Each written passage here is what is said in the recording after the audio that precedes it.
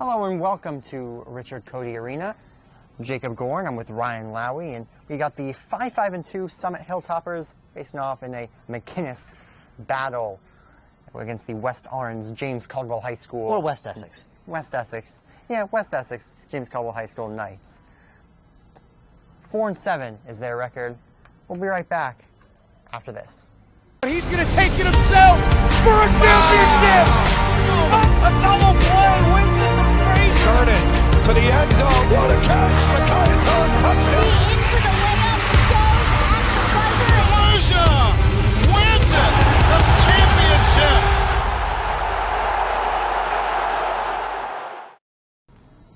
Welcome back once again, Jacob Gorn, Ryan Lowy, and we got some interesting storylines to talk about prior to the start of this game. Ryan, want to introduce those? Well, Jacob, first of all, I thank you and welcome to Richard J. Codey on the South Mountain Reservation in West Orange, Essex County, New Jersey. We have two games coming up. That's right, not one, but two games right here at Richard J. Codey Arena. Is coming up. We have Governor Livingston taking on Livingston. Yeah. A little battle of the Livingstons coming up next. That should be our primetime game this evening. But first, we got matinee hockey, the Summit Hilltoppers and the West Essex James Caldwell Knights, a combined program. Obviously, Jacob, these are two teams that we always anticipate every single year to come into this game as one of the better teams in the McInnis division. Obviously, Summit, rough start to the season. They pushed themselves to 5-5-2. They were, as our colleague John Hay described them, as red hot. And on the other side, West Essex, a team that is always a strong team that always fights and always produces a lot of points. However, this year they have been injury plagued, which, Jacob, I think it is good for you right now to let us know the injury situation for both teams, brought to you by our friends at NJ Orthopedics. Yeah, so for the West Essex Caldwell Knights, Patrick Devaney, freshman forward, is out, as well as Michael Coyle and Connor Maniscalco, and Hunter White, all out. Zach Jewett, starting goalkeeper, returned from injury, but he is not the starter tonight, as Rachel Pavlovich.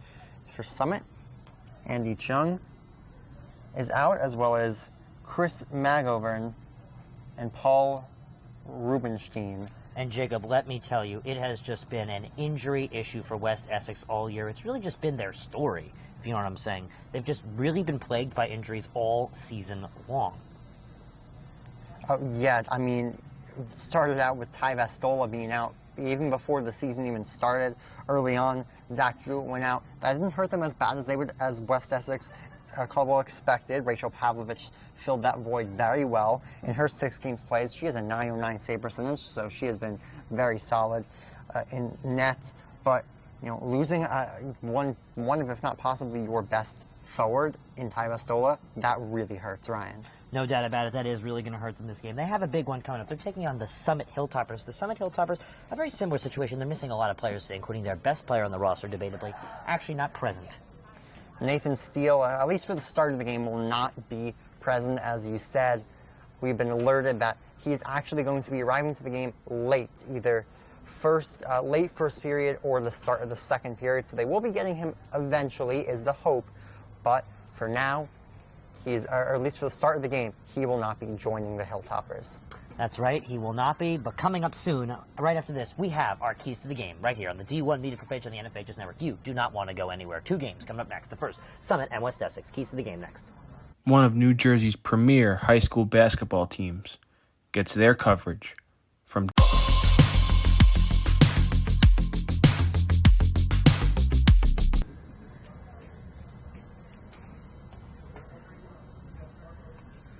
One of New Jersey's premier high school basketball teams gets their coverage from D1 Media Pro, and it goes like this. Finds Floyd to tie things up. Tie game! 62 apiece. 90 seconds.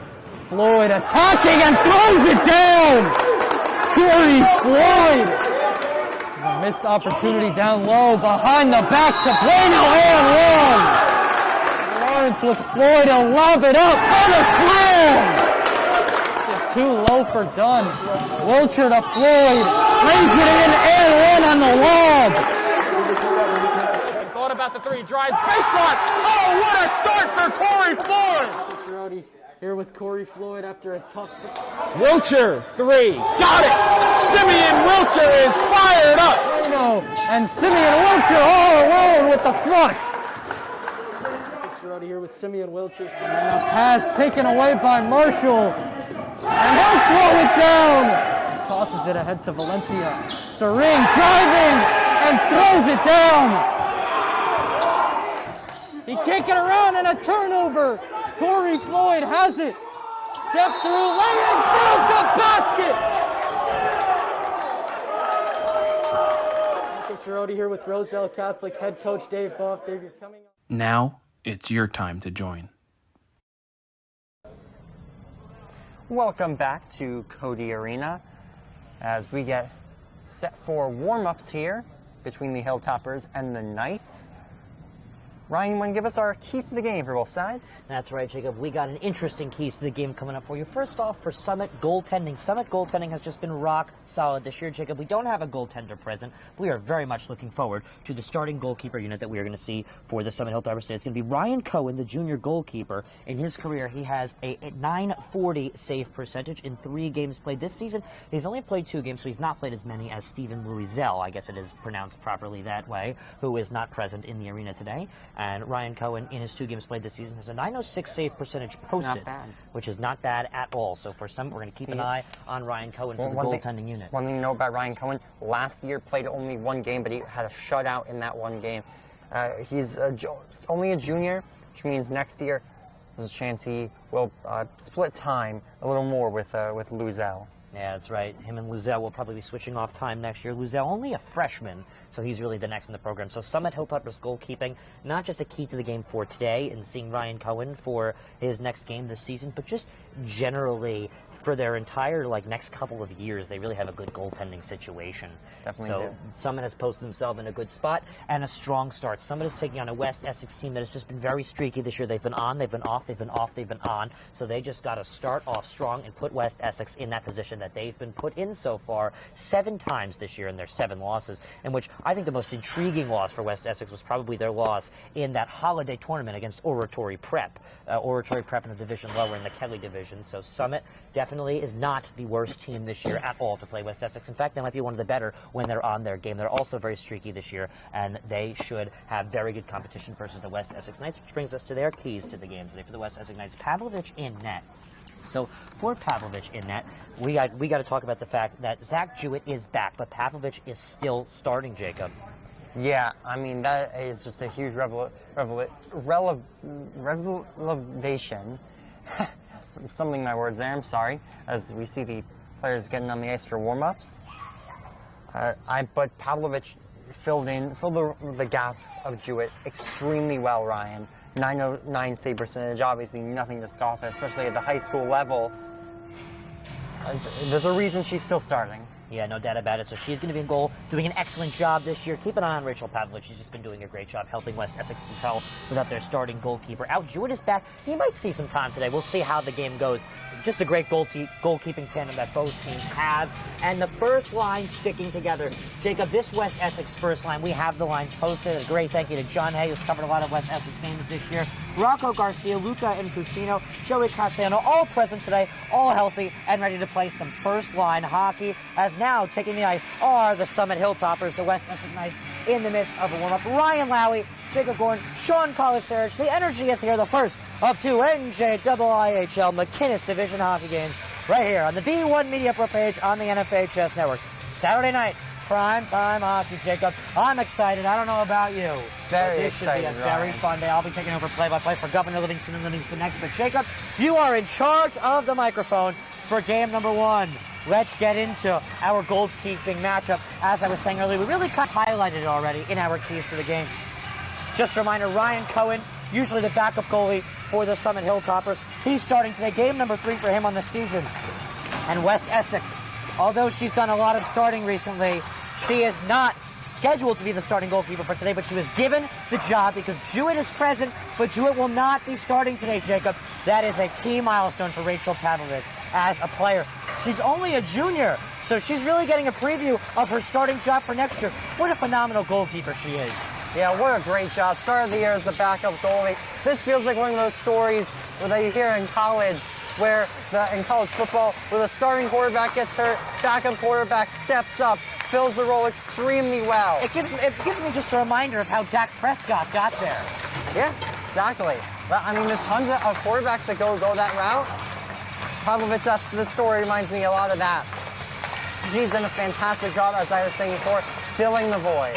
Yeah, she really just has done a phenomenal job. We're very excited to see our goaltending matchup. Two goalies that were scheduled as backups at the beginning of the season are now really the starting goalkeepers for their team. West Essex trying to chase themselves back to that 500 record. And I actually spoke to Livingston Lancers captain and Livingston Lancers goaltender simultaneously. That's Zach Turbin, the goaltender, Austin Jekyll, the captain. They said right before their first game of the season versus DGR, which we covered, they are the most scared of the West Essex James Caldwell Knights this season as the competitors in the McInnis division. Well, injuries hit them, all that stuff happened. But you know what, Jacob? They're right here, right now. They're taking on the Summit team at their level. They're having players return like Zach Jewett. Each day they're coming back to full force. They never will be full force as they do have more than just one player out for the remainder of the season. But I'll tell you what, as they continue to come back, they will be more and more of a threat to teams currently ahead in the McInnis. Definitely. This McInnis division might be the top non-private school division in the state. Leading that division, Ryan, is the Livingston Lancers, who is in our second game coming up. They have a record of 12-1. Right now, though, Knights, Hilltoppers, both in the middle pack of that division.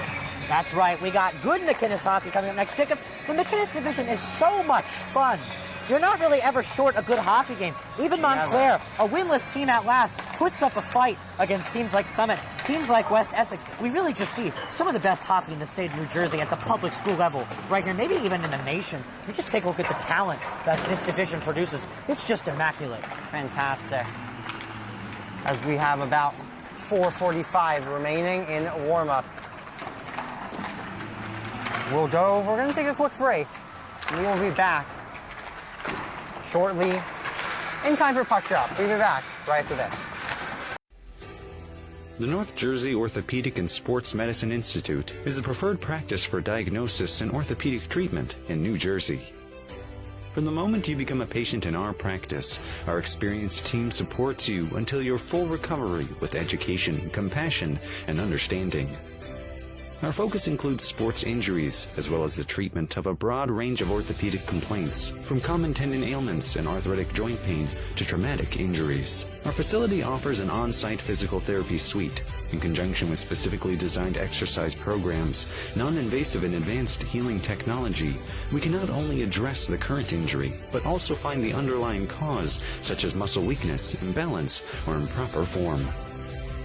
We also offer non-surgical modalities, such as platelet-rich plasma injections, which can lead to an accelerated recovery. To provide efficient and excellent care, personal interactions and individualized attention for each patient is important. We are committed to create a protocol that can eliminate similar injuries in the future. At North Jersey Orthopedic and Sports Medicine Institute, we are dedicated to providing the highest standard of care and comfort of athletes, including patients with non-related sports injuries. Board-certified orthopedic surgeon and sports medicine specialist Dr. Michael Russinella utilizes non-surgical and minimally invasive surgical procedures to help patients regain back their quality of life. All right, this is Adam. Take two. Mark?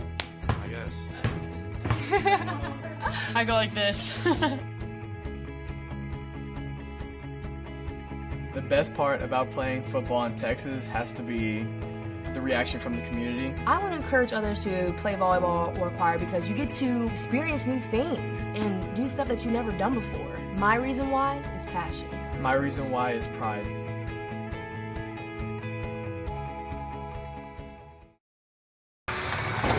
Welcome back to Codey Arena. Ryan Lowy on the call for color commentary. I'm Jacob Gorin on the call for your play-by-play. We have a little over 2 minutes remaining as we hear shipping out to Boston fade out on the intercom system. And Ryan, let's talk about our players to watch tonight. Well, Jacob, I'm going to tell you, this is going to be a fun one. Nathan Steele for the Summit Hilltoppers was our planned player to watch. Unfortunately, he will not be here for the start of the game. He will be late. As you said, Jacob, you spoke to the coach. When are they anticipating an arrival from him? Late first period, early second period is when he should be arriving. So when he arrives onto the scene, we're going to keep a heavy eye on Nathan Steele, a very talented ice hockey player he is.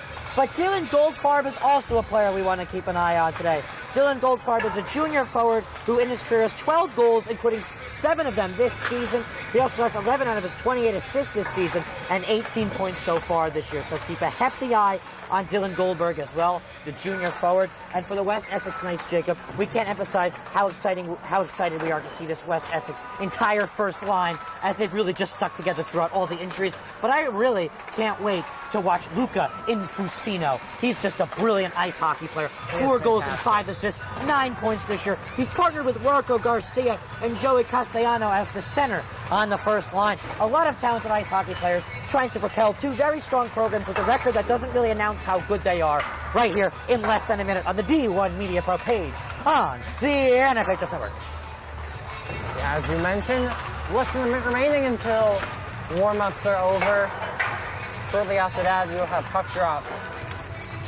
And now, Jacob, I think it's time to take a look at the head coaching battle today. Ian Bell for the Summit Hilltoppers and Mark Gregory. Mark Gregory, former Paramus High School captain. Jacob, we covered Paramus, West Essex. So that must have been very funny for Mark Gregory, as West Essex did post the win. You were there on the call for that one. What can you tell us about that game?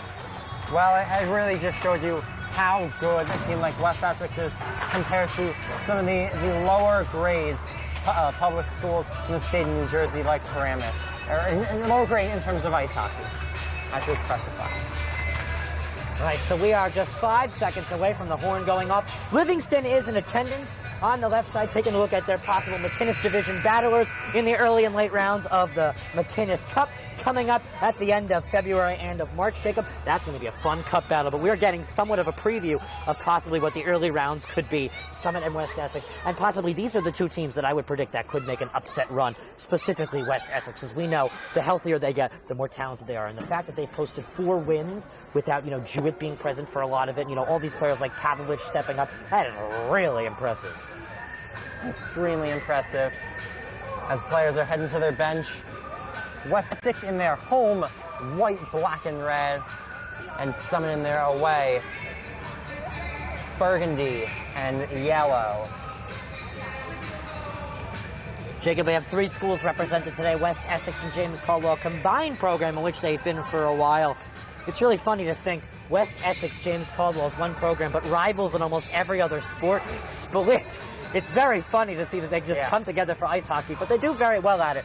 Very historically successful. Last year, they made their way to the semi-finals of the McInnis Cup, in which you were on the call for that one. Yes, I was. They lost to Livingston, but I could not tell you how close that game was. 1-goal game for a majority of it. Even at the very end of that game, Ryan, when West Essex was down 3-1 after they emptied the other, they still got another goal back in the final minute to make it 3-2 as the final score. And it really shows you how good they are competing with the top team in the McInnis Division in the Livingston Lancers. Jacob, we are just moments away. I can't wait. The first of 2 games right here on the D1 Media page on the NHIIHL Network. West Essex and James-Caldwell High School is a combined program. They take on Summit. First game of 2, McInnis Division Hockey, Saturday night, right here. D1 Media page, NHIIHL Network, as we are underway, Jacob. Yes, we are, as puck is taken back and cleared out. Sent back in by Pryal. No icing. Along the wall, getting knocked down there, was Andy Lumello. And now they'll start the rush up ice. Darting the other way on the far side is number 19, Dylan Goldfarb. The man we were talking about earlier, Ryan. See, it's sent back in. And collecting is Alex Karepka. Karepka, the senior, taking a bigger role this year. Castellano got a stick on that. Shipped ahead and out, though, by Lumello, captain for Summit.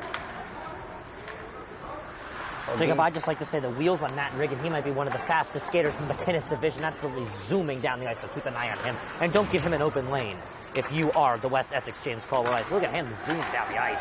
Sent in by Goldfarb and Riggin to pick it up in the corner before it's swept off his stick.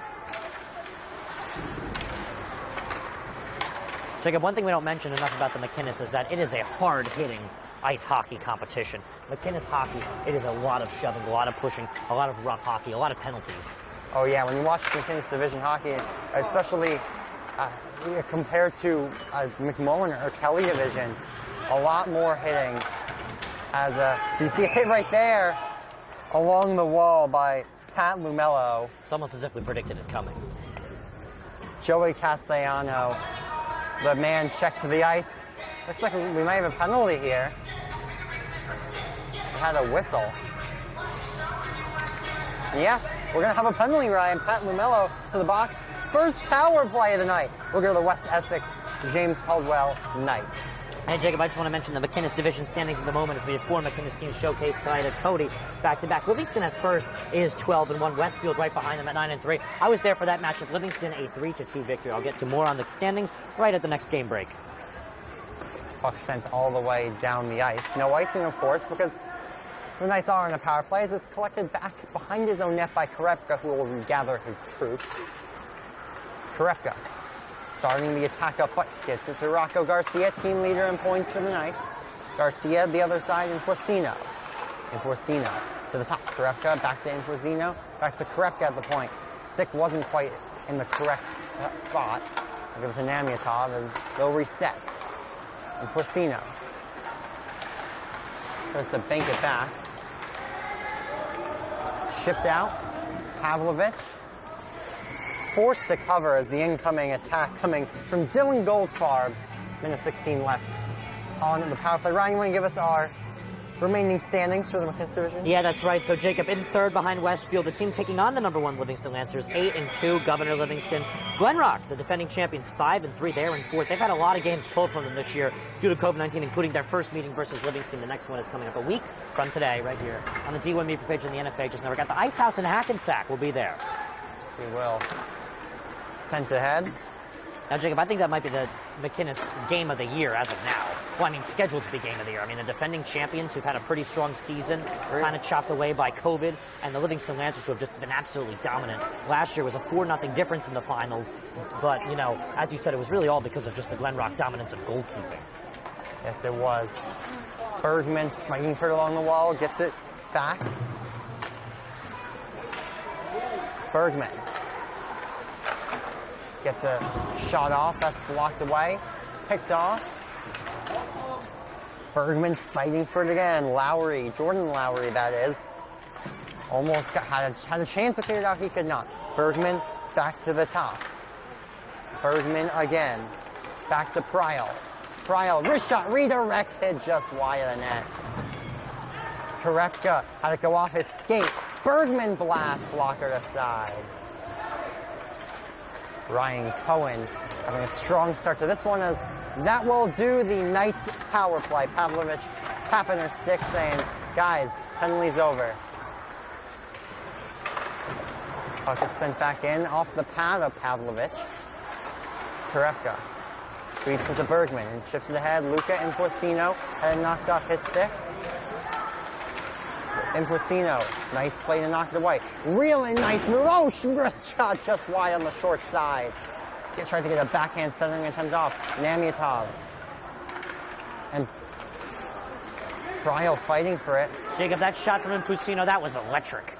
You could really just tell the power he has as a great first-line center he is. Enforcino just dangling his way through everybody.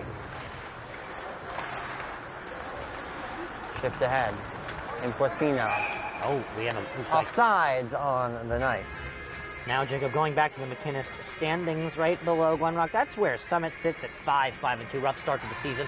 They've really pushed themselves back. They might be one of the most, excluding probably Livingston and Westfield, red-hot teams in the state of New Jersey. They're really just on a massive win streak. And then it's West Essex at 4-7, and Montclair, they are winless at 0-9.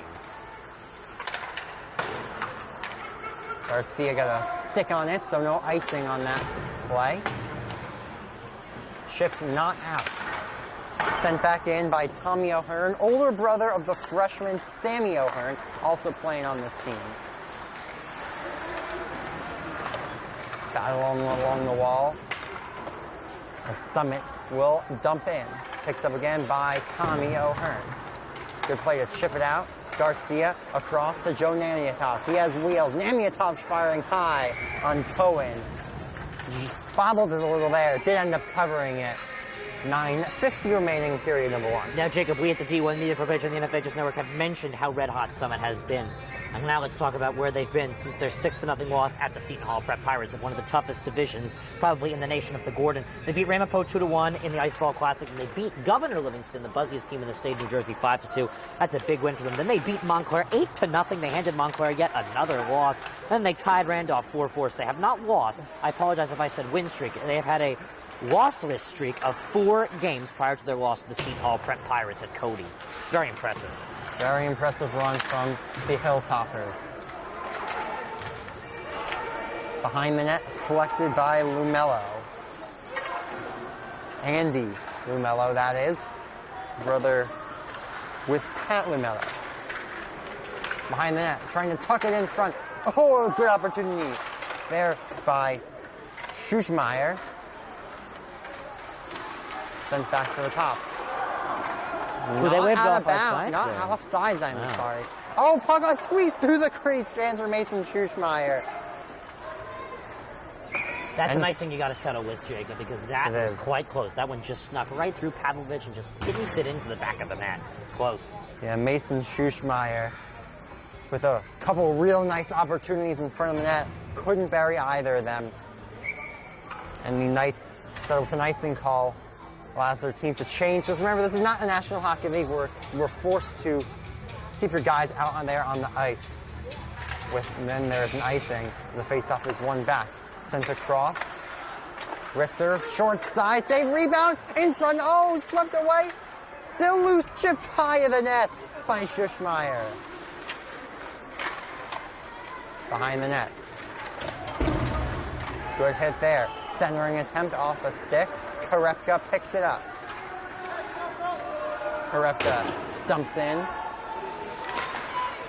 Getting a stick on that was Bergman, but Summit will reset. Sears ahead. Karepka forward. Usually playing a little defense right now. Sees it chipped ahead. Bergman. Puck comes in and out. Not offside, says the official. Chipped out. Karepka whiffs on it. Goldfarb, backhand shot. Oh, and a save by Pavlovich. Staying strong on that one. It's a brilliant save right there by Pavlovich. She has found a way to combine luck and skill to keep this game at 0. She's doing just a brilliant job this game. Sorry, that was Jake Lowry on the breakaway, actually. Schuschmeier lost it. Centering attempt back to the top. Wrister, pad save made. Another change back at the top. Drew Goldfarb, that is. A lot of sibling 3 on this Summit squad. Sent back in. Brian, these West Essex-Caldwell kids are getting a little gas, you can tell. And you can really tell, well, they've heavily relied on the first line all season, as their first line has pretty much attendance-wise been present the entire season, unlike other lines where injuries have really, just been the plague situation. Wrister high, rebound swept away by O'Hearn. Hit along the wall, Namiatov collects it again. Oh, squeaks by a man along the wall and then gets hammered. Ooh. Oh, a punishing hit there by Jake Lowry. Jacob Namiatov went flying there. He didn't even hit a board. He just flew in the air. Sent around. Namiatov getting hit again. Cryo sees it chipped ahead in deep by Garcia. It's loose. Oh, Garcia, good opportunity as Cohen couldn't quite get a glove on it. Sent back behind the net. Castellano. It's hit. Cryo tries to knock it again for Castellano. Puck comes out in front. Lowry tries to chip in, can't get it past number 22 out there, Rocco Garcia. Garcia, leading point scorer for the Knights, sends it on goal. It's covered by Ryan Cohen. Jacob, stoppage. Jacob, this West Essex James Caldwell Knights combined program history just extensive. In championships-wise, they were 1978 state champions, 2004 public school champions, team in High School Hall of Fame. for West Essex. 2010 Public League champions. They won the Gordon Cup in 1963 and 1971. It's going to be quite hard for them to win it again, considering it's pretty much a private school-dominated division. But they're finding a good home in the McInnis division. Some very high-level hockey, very challenging for the kids. Yeah, very, as you said, challenging hockey. Most years they step up to the challenge. Of course, they've had some injury issues this year. Oh, just off the stick of Infosino. Quinn ships it in deep. Goldfarb collected. Big hit, at least attempted one there on LaMelo. Picked up. Center ice. Bergman shot save. Rebound through the crease. Sends ahead. One-on-one to the outside. Good play by O'Hearn to fight off number 15. That is Will Klein. Blowing a tire. Blast. Mates there by LaMelo. Didn't go. Blowing a tire was Matt Riggin. Jacob, West Essex last year only played a 9-game season due to COVID-19, in which they lost in the McInnis Cup semis to Livingston, 3-2. They went 5-4-1, but they were very competitive for only a game over 500 record. Yes, they were. Riggin in the corner. Sends it front of the net. In front. Still loose, momentarily covered by Pavlovich. 4:27 remaining, Ryan. I would say most of the game has been dominated by the Hilltoppers. Would you agree? I would say so. I mean, they've just had a couple squeak by Pavlovich that just not fit into the back of the net. It was close, but they just didn't fit. And we saw one go right through her legs and then just miss the post just by an inch. Yeah, that hits the inside of the post and most likely ricochets in. Front of the net. Oh, good play. A tie up the stick of Rubenstein. And a redirect goes just wide. Another deflection chance doesn't go. LaMelo across, swept in deep by Lowry. Chance in front. Lowry able to hold. Jordan Lowry, that is. And behind the net, Pryal going to collect. Pryal getting hit along the wall. Centering attempts. Jake Lowry had the puck knocked off his stick and it'll come all the way out to center ice. LaMelo will collect. Namiatov going one-on-one backhand try save. Rebounds loose in the crease. Jamming that and Cohen able to get a glove on there and cover it up. Good opportunity off the rush for the Knights. Jacob Cohen has been trying to stab that puck today, but it's just been like butter. He hasn't been able to cover it. A little slippery under him. Bouncing everywhere for him. Hey, but I'll tell you what, though. West Essex, a lot of breakaway opportunities for a team that really hasn't controlled the game. They've just missed a couple opportunities themselves. Luco Infosino almost had a breakaway goal.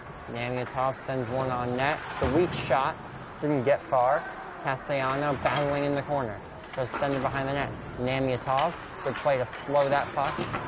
Pryal ships it. Puck can't get out. Second time or third time. Does the fourth time. Icing waved off by the official. Chong sees it banked all the way around. Karefka for Pryal.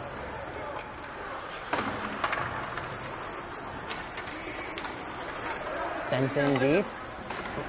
Hanley. Liam Hanley.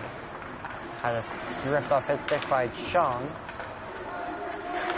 And Schuschmeier had it deflect into the bench area.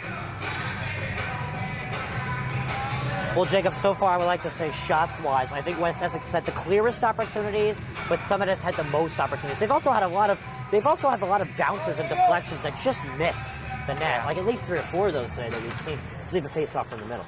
Thing to note, big, good active sticks in front of the net from West Essex-Caldwell. And Forcino behind the offensive net. Back to the top. And Forcino gets it back. A centering attempt doesn't go. Collected by Goldfarb. Dylan Goldfarb. Cutting to the outside. Trying to get a little stutter step going. Back. Couldn't quite get it. The angle he wanted. Puck doesn't get far. Goldfarb will send in. He is their team leader in points. 18, Ryan, in the 12 games thus far this season. And Jacob, O'Toole and LaMelo collided into each other and went down. We hope they're all right. They seem to be skating just fine. And a shot that goes in! Bullet short side by Jake Lowry. First goal of the game goes to the Hilltoppers. Minute 58 left in the first. It's 1-0. Jordan Lowry, Jacob, the senior defenseman. Jake Lowry. Excuse me, Jake Lowry, a big goal for him. The junior forward. That's going to be his 11th career goal and 5th goal this season. Yes, it is. He has had a good breakout year, Ryan. 5 goals, 12th point of the season for him. That was a wicked shot far side. Summit take the 1-0 lead, Jacob. They finally cracked the scoreboard. They've had a lot of unlucky bounces so far, so that's something that was just waiting. And they definitely controlled the majority of the momentum thus far. It's a goal that they deserve to get. Korepka picks it up. Sends it to the other side for Castellano. He'll send in. Chasing is Trav. Chong banks it. Oh, get it out with Sears. Other side, stopping up.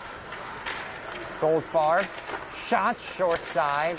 Tried to go 5-hole, that didn't go. Bergman. He's having a solid season. 9 points thus far for the senior. Sends it off the pad of Cohen. Backhand attempt. Oh, that was stuffed out as well. A couple of good opportunities. More Justin Bergman, Ryan still head to the bench. Banked ahead. Garcia. Can't get it by. Second attempt. Namiatov sends on goal. Gloved by Cohen. We'll have a stoppage with 37 and 7/10 remaining in period number 1. It's a good read right there by Cohen and net. Jake Lowry gets his 11th career goal. He gets it brilliantly, too, in this tough game. He just read it perfectly far side from your screen. Sniped it in almost like a snapshot one-timer. Yeah, congratulations to him on his 30th career high school point. He gets that on a goal. You always want to get those milestones on goals, Ryan. It's on big goals, too. Always a little awkward when you get those milestones up with assists. As Namiatov fires a shot high. Rebound attempt didn't go. That was off the stick of Garcia. Namiatov sees it taken by Infosino. Back to Namiatov. Oh, what a save! Robbery from Ryan Cohen. As that shot from the point by Michael Quinn hits the netting. Oh my. Jacob, there's 1 second left to go on the clock. We almost walked into the second period with a tie game. But a brilliant effort right there from the Summit Hilltoppers keeps West Essex off the board. They're still at dry 0. Point 6, Pavlovich hold, look, get the extra attacker out there, try to get a set play off the draw. Your Summit, just try to tie him up. That will do, period number 1. 1-0 Hilltoppers is your score, thanks to a goal from Jake Lowry, his 30th career high school point. We'll be back after the long intermission after this. He's going to take it himself for a championship! A double play wins it from Frazier! Turn it to the end zone. What a catch! McInnis on touchdown! Into the layup goes at the buzzer. Wins it! The championship!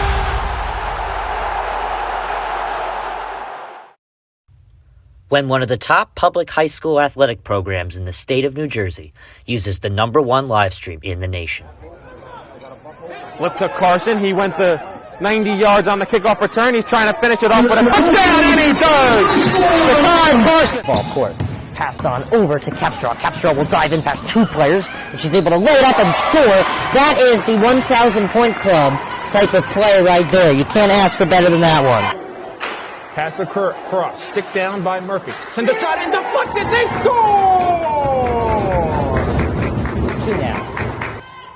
We're at the 2:30 marker left in the game. Immaculate go quickly, but it has just costed them a good play there to stay on the West Orange side.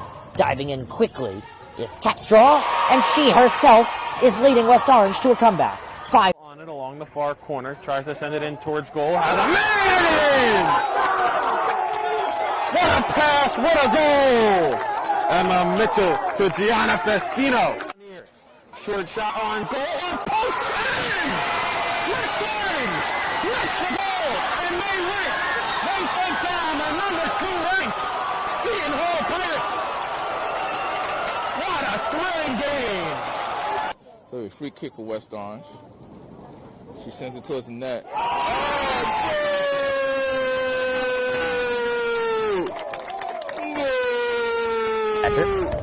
But we don't score the game, we just call and record it. As the pitch from Bove with nobody on base, swung on and missed, struck him out. Rosu now trying to get on the offensive side of things. Can he? Ooh, and he's able to work himself into a pin position. Can he earn the pin? He's got all 5 back points easily secured, and he pins him. So the first Rosu with the pinfall victory. A big victory for Rosu. West Orange with a 5-0 win over North Central. I'm here with West Orange head coach Doug Nevins. All right, West Orange with a 6-1 win over Columbia. I'm here with 3 stars of the game: Emma Mitchell, Kaya Schultz, Gianna Festino. So I'm Ryan Lowy from D1 Media Pro, and I'm joined with senior Kaya Schultz and junior Kylie Capstraw. West Orange girls varsity basketball season is over. Here with West Orange girls varsity coach Sean DeVore. Russo after a 5-0 victory for West Orange over North Central. Screen pass out in the flat, caught, and it's a touchdown for St. Peter's. O'Donnell swinging away, puts it over the shortstop's head. That's a base hit. It'll score 1. Faraz on his way home. Throw is not in time. Going quickly, Bullock takes the snap, throws to the far side. Wide open touchdown. In there, called strike 3 looking. Mulcahy strikes out the side. He's perfect through 2. Now up ahead for the Marauders. Here comes Benkovitz. They score!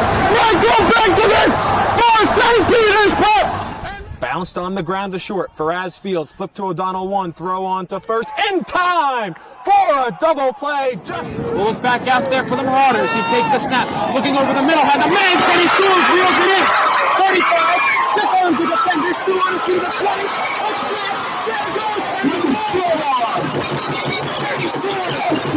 Once again. Hit in the air to deep center field. Sicka moving on the back at the wall. It's gone! Ellis Reed with a 2-run blast. And the Marauders have a 6-0 lead. St. Peter's Prep has the best coverage for its student athletes. Why don't you?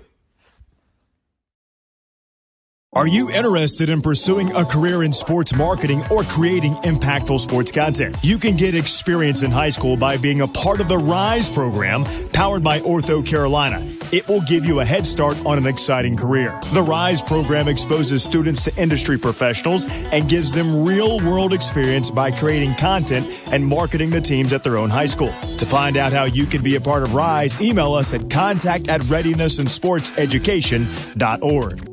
One of New Jersey's premier high school basketball teams gets their coverage from D1 Media Pro, and it goes like this. Finds Floyd to tie things up. Tie game! 62 apiece. 90 seconds. Floyd attacking and throws it down. Corey Floyd. A missed opportunity down low behind the back to Bueno and one. Lawrence with Floyd, he'll lob it up and a slam! It's too low for Dunn. Wilcher to Floyd, lays it in and one on the lob.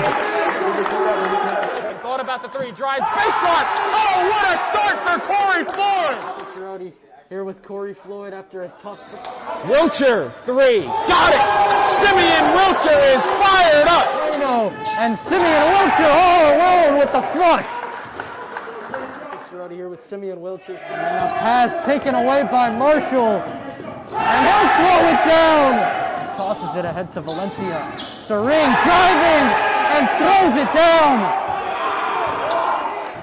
He can't get around and a turnover. Corey Floyd has it. Step through, lay in, build the basket. Marcus Rodi here with Roselle Catholic head coach Dave Boff. Dave, you're coming up. Now, it's your time to join. The North Jersey Orthopedic and Sports Medicine Institute is the preferred practice for diagnosis and orthopedic treatment in New Jersey. From the moment you become a patient in our practice, our experienced team supports you until your full recovery with education, compassion, and understanding. Our focus includes sports injuries, as well as the treatment of a broad range of orthopedic complaints, from common tendon ailments and arthritic joint pain to traumatic injuries. Our facility offers an on-site physical therapy suite. In conjunction with specifically designed exercise programs, non-invasive and advanced healing technology, we can not only address the current injury, but also find the underlying cause, such as muscle weakness, imbalance, or improper form. We also offer non-surgical modalities, such as platelet-rich plasma injections, which can lead to an accelerated recovery. To provide efficient and excellent care, personal interactions and individualized attention for each patient is important. We are committed to create a protocol that can eliminate similar injuries in the future. At North Jersey Orthopedic and Sports Medicine Institute, we are dedicated to providing the highest standard of care and comfort of athletes, including patients with non-related sports injuries. Board-certified orthopedic surgeon and sports medicine specialist Dr. Michael Rusinella utilizes non-surgical and minimally invasive surgical procedures to help patients regain back their quality of life. All right, this is Adam, take 2. Mark? I guess. I go like this.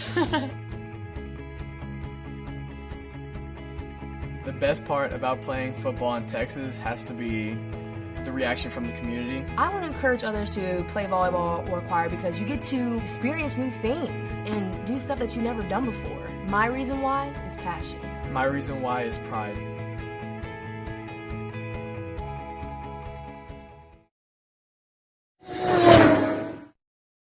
The middle, barreling towards the goal line. Baldwin is in for a Vance touchdown. Right down the middle, man. This guy, and he keep going, and he the ball's loose. And they hop back on it, and that's a touchdown. Short punt, bounds at the 35, fielded at the 40 by Quick, out to the corner. He's got blockers and a lot of green grass in front of him. Cuts back, he's in for a touchdown. Swing pass in the flat. Gets to the corner, he's going to get in the end zone. Touchdown. Good job, block. 3rd down and 17, a handoff, getting to the outside. There's a first down, and all the way to the races is Elijah McWilliams to the house for a touchdown and for an IMIC for a division championship.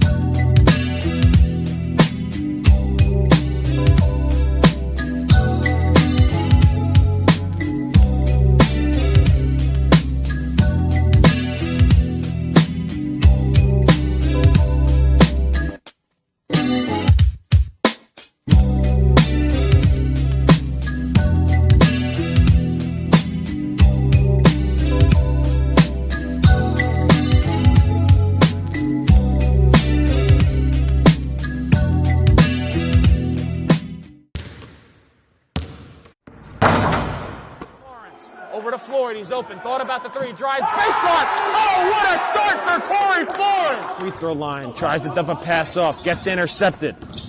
Freeman all the way to the hole. Oh, what a block by Moore! Left to play in the 4th quarter. Cromartie, 3, got it! Davis probes in the corner, 3-pointer, up and down, Brown again! His 2nd straight 3. Roselle Catholic in a hurry. Wilcher, back to Bueno. He's going to try and tie it. And he does! Oh, big shots all around! He can't get around and a turnover. Corey Floyd has it. Step through, lay it down the basket.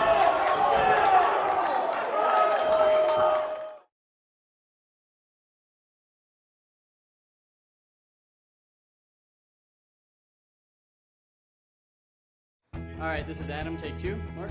I guess. I go like this. The best part about playing football in Texas has to be the reaction from the community. I want to encourage others to play volleyball or choir because you get to experience new things and do stuff that you've never done before. My reason why is passion. My reason why is pride.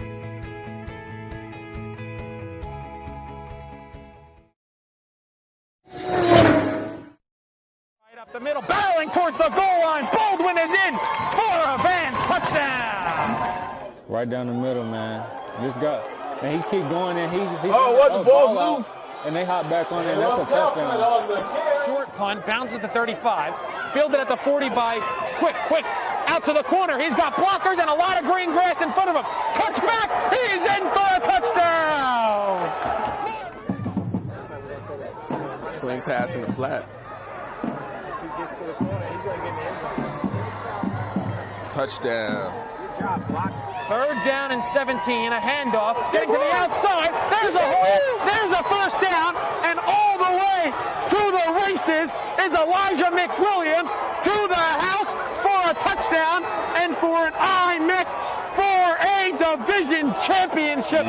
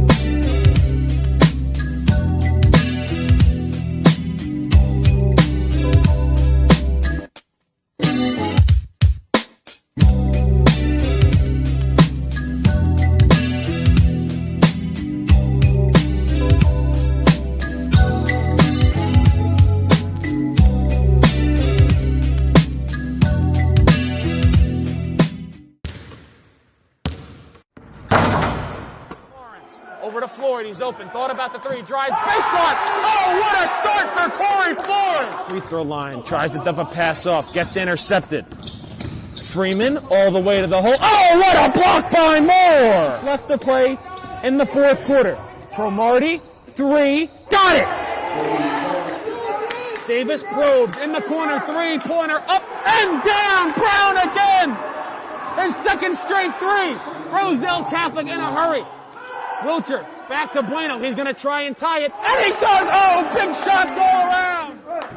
He can't get around, and a turnover. Corey Floyd has it. Step through, laying down the basket.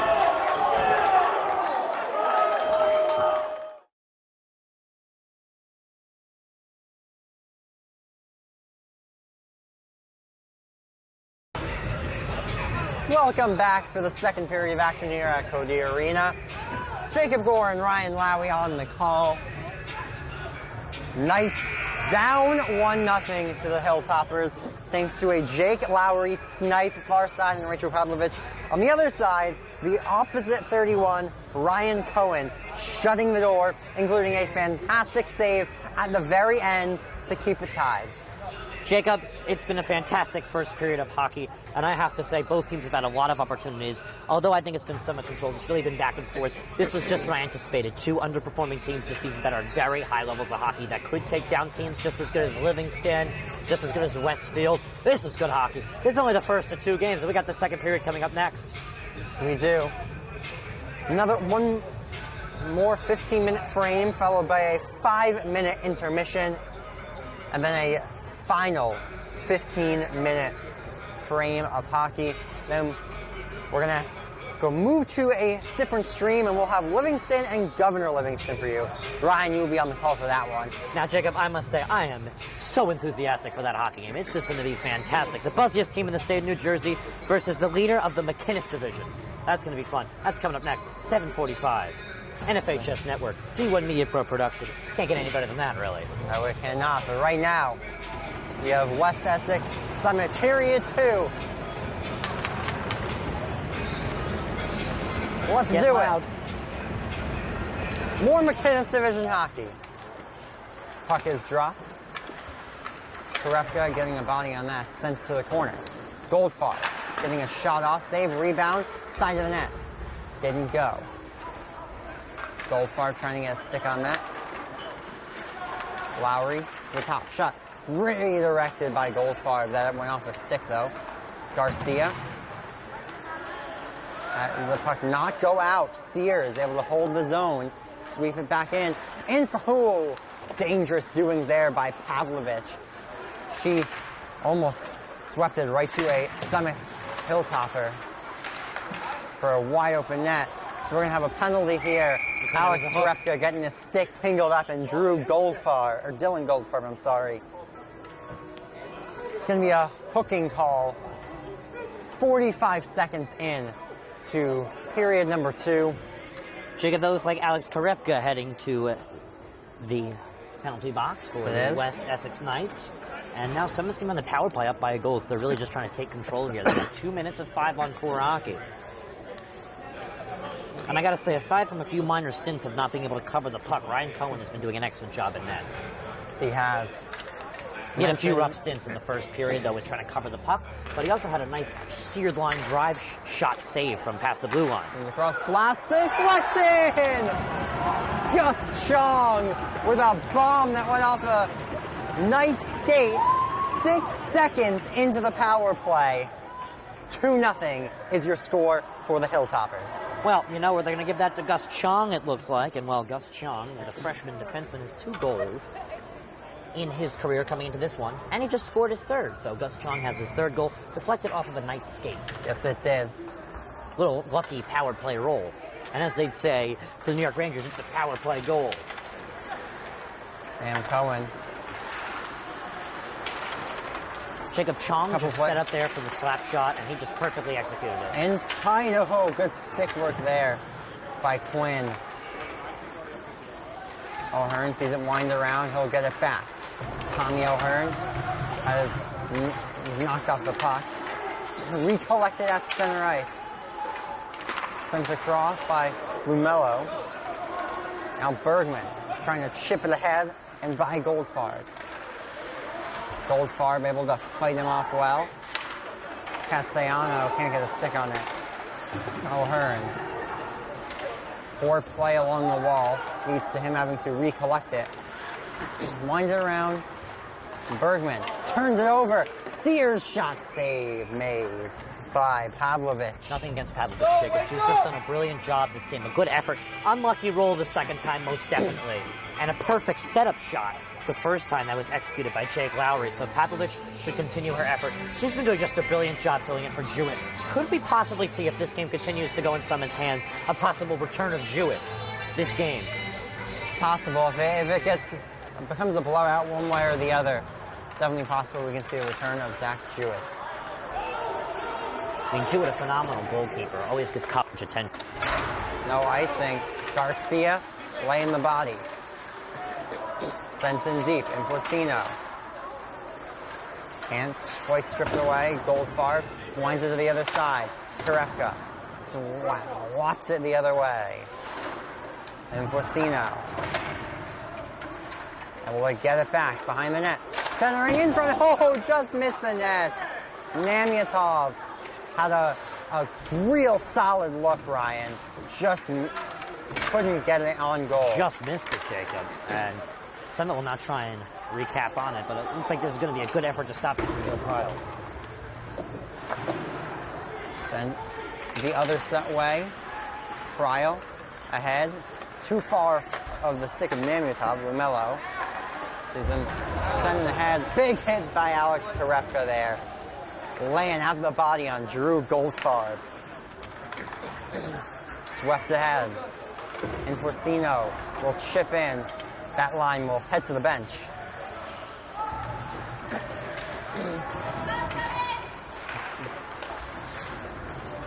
Sent out, down the ice the other way. Korepka back. We'll have an icing call there. Rhyme.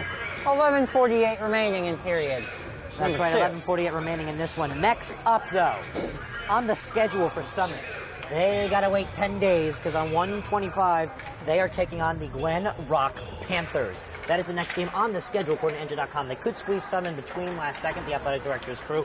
They do that quite often in high school. They schedule games last second, especially during the COVID-infested season like this one where they want to get as many games in as possible.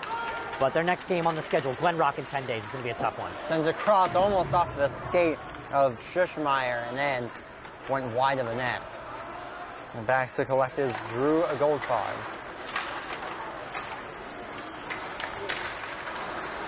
Swept away. Chong, Goldfarb. Schuschmeier had his stick tied up. Will come all the way back. Swept around. Trapp. Castellano spins it for Sammy O'Hearn. O'Hearn lets a shot fly. That goes wide of the net. Summit might have gotten a stick on that.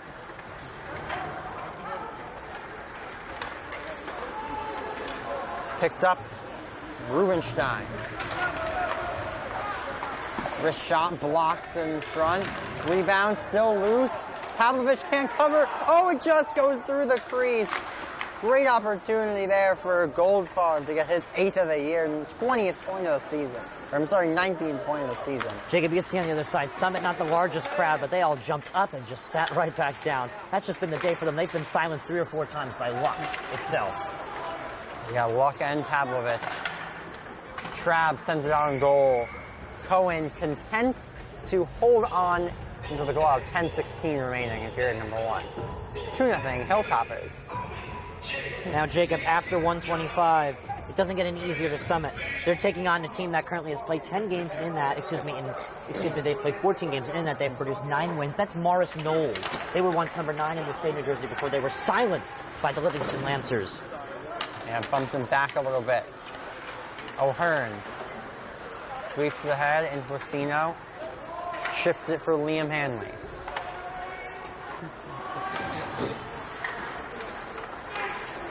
Riggin ships the head. Picked up. Lowry strips up on himself. Sorry, that was Goldfarb. Goldfarb again, fighting for it. Namiatov backpedals it, and he'll get it again. Oh, on a rush with Inquisino. Namiatov tried to center it, picked off in the high slot. Good battle by Joe Namiatov, Ryan. Jacob, you're also starting to see the frustration from West Essex. They've really just been trying to push themselves through Summit, but Summit has just been recapping off of the breakaways very well, all the way in the back from Ryan Cohen, who's just been doing a brilliant job in net. Off a stick. Not quite past the center ice line, though, Ryan. So no icing. You can really tell as well, Ryan. Summit is just the bigger team. Summit has not only been the bigger team, defensively, their control on the puck has just been absolutely brilliant. And their forechecking style in this game has really worked out for them, too. They've really been forechecking well. Forecheck, back check, very important parts of hockey. Summit's been doing both well. Big hit by Nick Trabb.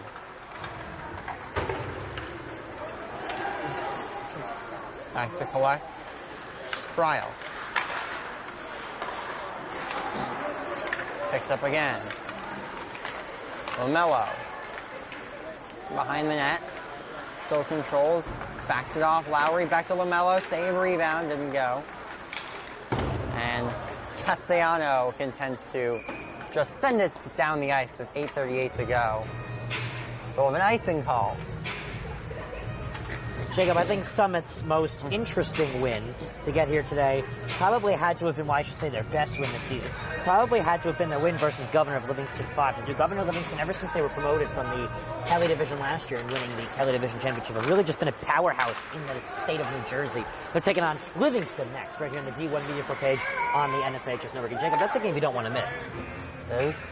As Cohen comes out to cover the puck.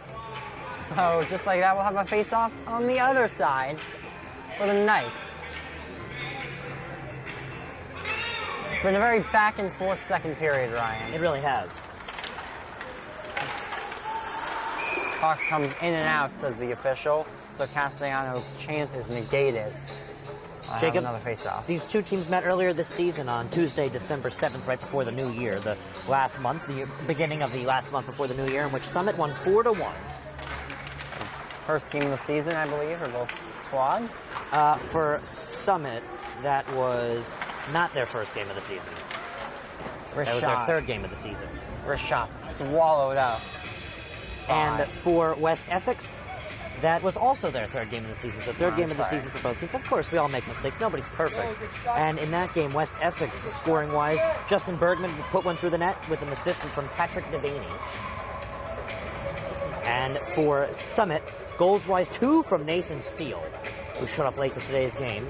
And goal from McGovern and Chong as well helped them out. No. Important to note, Steele is on the bench.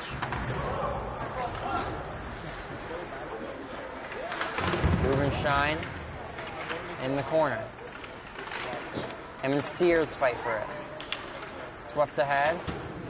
Garcia trying to get a stick on that. They can't get it out. High slot. Goldfarb feels like he's always out there. Namiatov. So you've almost spoke about it before, this West Essex first line really being burnt out. They've played a lot of minutes this year on the shortened roster due to injury. Things have been switched up a little bit, Ryan. Namiatov out here with Garcia and Infosino. Centers in the goal. Oh! Fluttering backhander by Cryle. Infosino strips the puck. Goldfarb gets it out down the ice for an icing call with 7:08 to go in period number 2.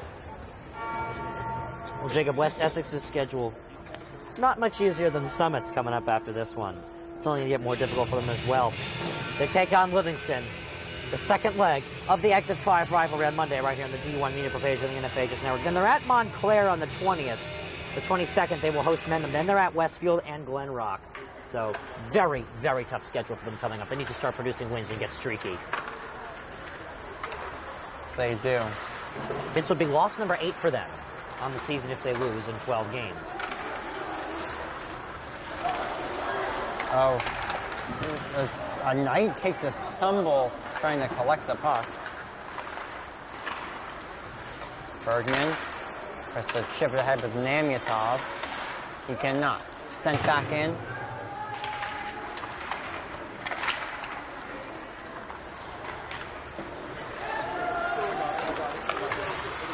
Summit able to hold the zone. A lot of back and forth action, Ryan, as Schuschmeyer goes chasing after it. Trying to whack it around the wall was O'Hearn. He couldn't quite get it there.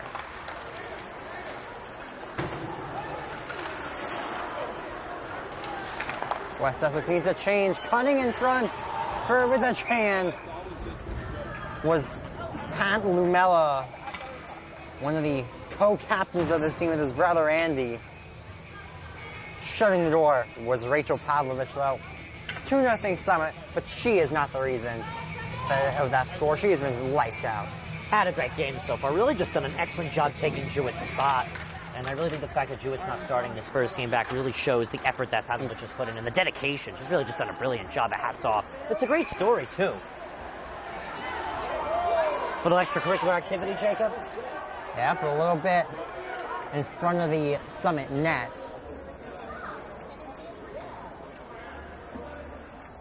And, well, that is the excitement for that one. Yep.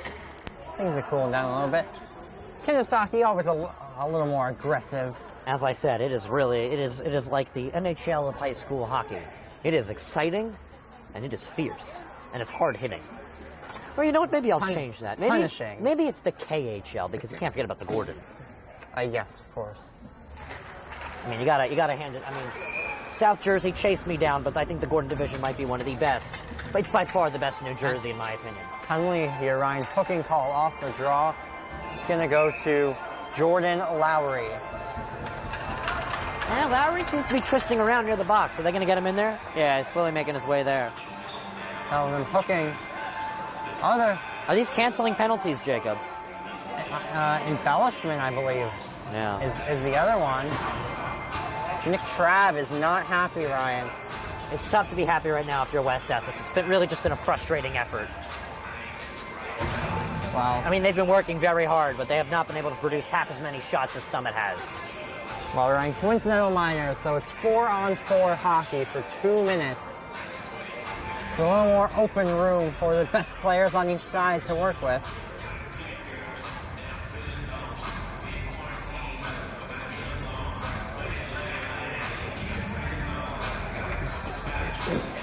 A little bit of a halt. Wait for the confirmations here. A little bit of a delay. Yeah. See, there are 5. Yeah, West Essex has 5 on. Okay, now Summit's going to bring in their 5th. Coincidental liner, so 5-on-5. That evens out the playing field. It does. Or the playing ice. A little bit of confusion there, Ryan, but finally we'll take this face off.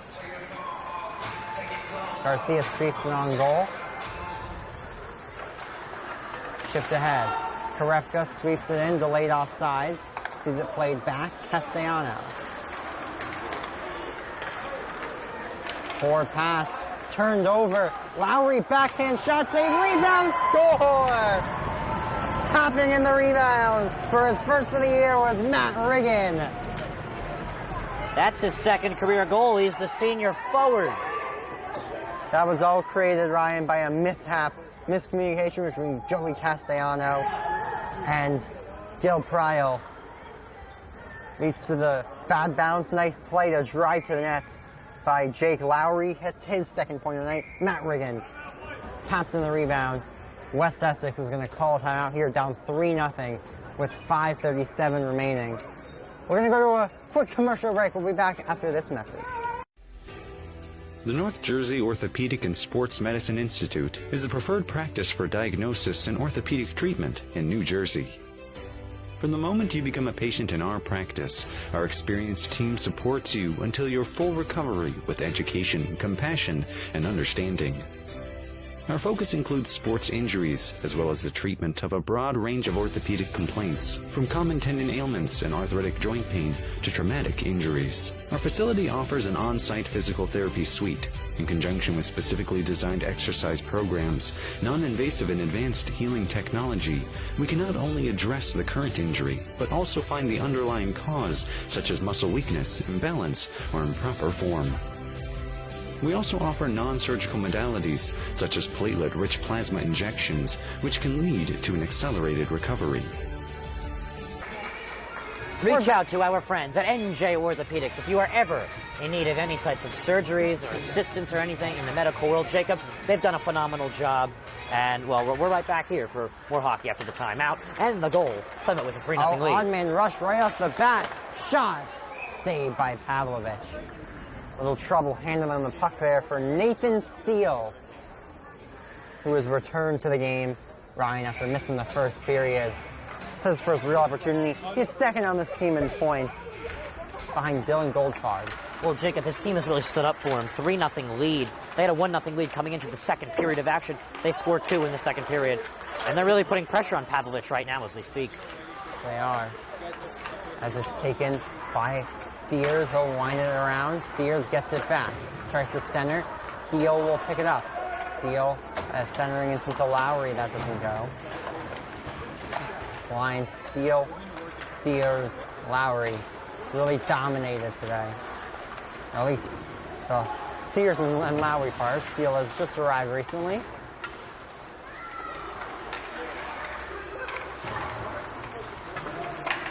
Puck played by Namiatov.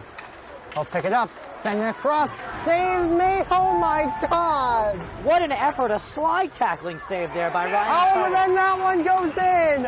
After that fantastic diving, flying eagle save from Ryan Cohen, he lets in a goal from the wall off the stick of Luca Infusino, Ryan. It's 3-1, what madness. A great effort right there by Luca Infusino, his 5th goal of the season and his 9th point. 5 assists on top of that one. And Jacob, that slide tackling save, that was just really brilliant by Cohen, but the Knights have been putting on pressure all game, and they finally get what they've worked for. They've split this 3-goal difference to 2. cut it into a third. Yeah, after all of that, Ryan, Luke Infosino just throws it on goal, hits a skater or something in front of the net. 4:35 remaining, it is 3-1. And Ryan, we have a game again. We have a hockey game again. It's 3-1, a 4-goal thriller we've seen. Jacob, we knew this was going to be a great game, and it'll be followed by a great one as well. But we're not even in the third period, and the Knights have pushed themselves back into it. They have the momentum, and they're only down by 2 goals. Plenty of time left to be played, at least 19 minutes of hockey. Castellano will send all the way down the ice of an icing call with 14. Remember, momentum-wise, West Essex comfortable because it's only a 5-minute intermission. It's the short intermission, Jacob. Yes, they are. Don't lose that much momentum when ice isn't recovered. You're only out there for waiting for an 5-minute period. Off the draw. Good save by Pavlovich. Off the stick of Matt Riggin, who was looking for his second of the game. Garcia along the wall, battling for it with Riggin. Riggin comes away with it. O'Hearn gets a stick on that, sent ahead. Garcia for Infosino. Infosino is flying, he'll just chip in. Cohen has it go off his stick, wind around the other side. Castellano. Thrown to the ice, penalty coming up. Yeah, that was a much-needed call, Jacob. High stick. There was a late hit there. We'll see if there was another penalty to cancel that out. But for now, it looks like we might be seeing a West Essex power play.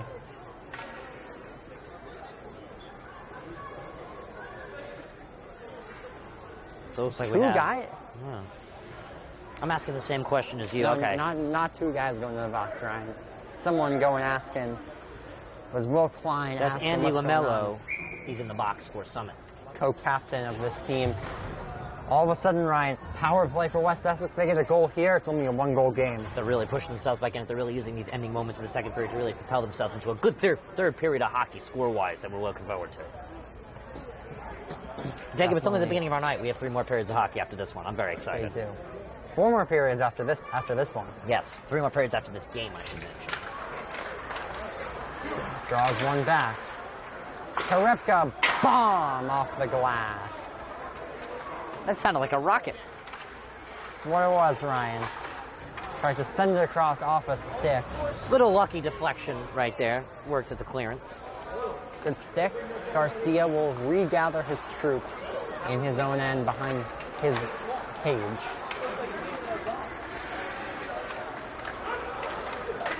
Karepka sends in. Sent all the way around again as we pass 30 seconds into this power play. Namiatov will be the one to regather this time and start the gallop up ice. Bad turnover by Joe Namiatov. Here's Nathan Steele with a wrister that whistles high. Steele picks it up again. Centering attempt for Lowry. Steele gets it back. Now with 2 men stuck in deep. We got a 4-on-2 rush up ice the other way. Garcia ships it wide, purposely for Infosino. Infosino looking, centering attempt. Doesn't go. Infosino and Garcia fighting for it. They'll end up getting the puck back. Infosino sees the puck take a funky bounce off the boards past the stick of Karepka and all the way back. Less than 30 now on the power play. Pariel sees the puck hop off his stick. Nice play by Goldfarb. Odd man rush. Goldfarb shot off the inside of the post. Almost had a short-hander there. Now the Knights will come down the other side. Castellano, centering attempt. Trabb. Across. Karepka fires. That doesn't go. Takes a bounce off the wall. Sears is leveled by Tommy O'Hearn. Almost an odd man rush there. That was negated by a bounce of the puck. Power play is over. Less than 1:30 left, Ryan, in this period. O'Hearn will get the puck back. Bergman. Jacob Summit had a couple shorthanded opportunities there. So they did. Trabb, nice move on Sean. But now an odd man rushed the other way, possibly Castellano. He's stripped off his stick. Trap. Ships it ahead. Chong now with the final minute of play in this period. Good pass. Centering attempt. Schuschmeier scores! Summit restores their 3-goal lead. Good centering attempt. Mason Schuschmeier, the junior, gets his first goal, first point of the season. Well, Jacob, that'll give it right back to him. Summit, they were shorthanded for a while. After giving up a goal, they thought they handed the momentum to West Essex. They grabbed it right back. They have a 4-1 lead in the closing stages of the second period right here on the D1 Media Pro page on the NFHS Network. And Jacob, we've now seen 5 goals squeezed by Pavlovich. I wouldn't really say any of them are particularly her fault. She's been doing a brilliant job. Oh, that one. Nice shot by Schuschmeier on the centering attempt. It's Namyatov. Collect. Sent back in deep. Now an odd man rush. It's a 3-on-1. Schuschmeier across. Takes a funky hop of the stick of Riggin. At the point. Whiffed on. And now ahead.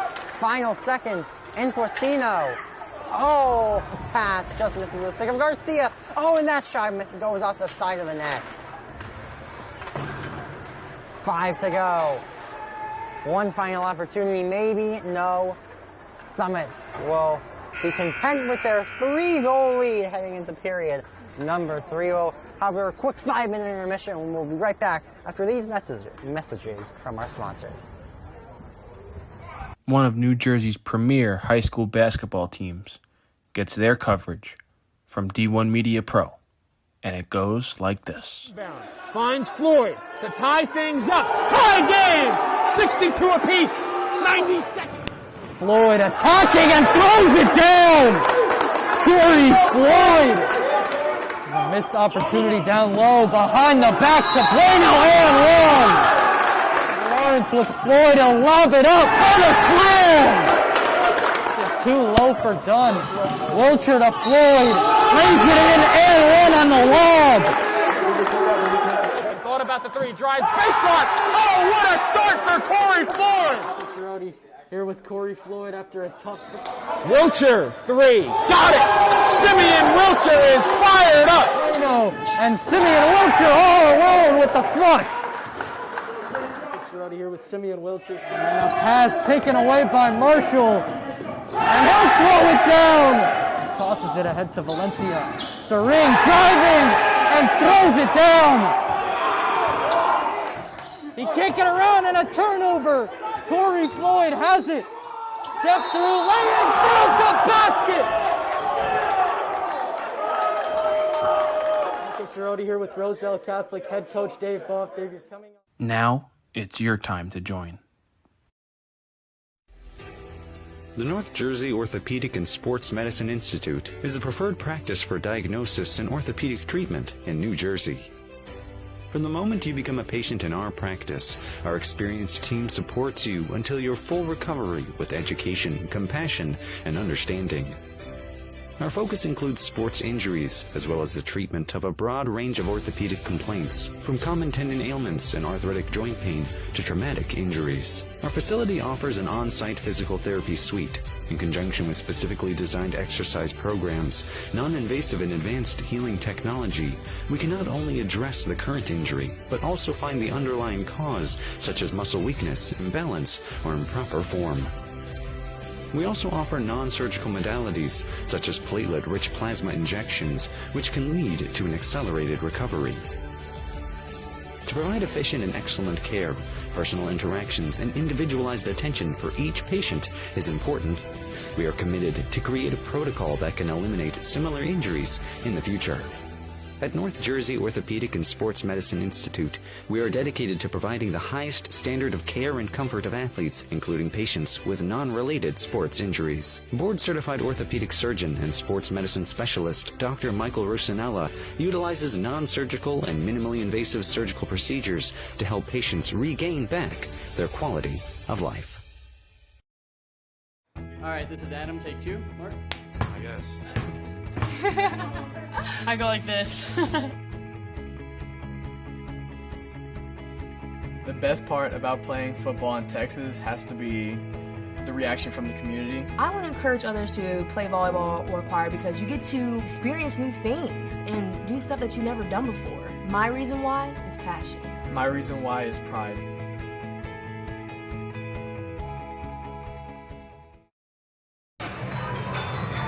We're back as we have about 90 seconds remaining until the start of period number 3. Both teams just waiting out here on the ice.